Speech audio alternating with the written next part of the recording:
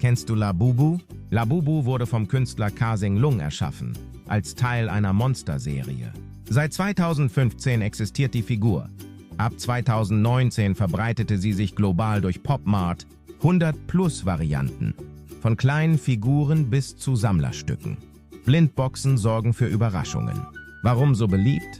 Der verrückte Look plus Überraschungseffekt machen Labubu zur Kultfigur für Sammler weltweit. Willst du sehen, welche Version du bekommst? Öffne eine Blindbox und find's heraus. Labubu. Mehr als eine Puppe. Ein Statement.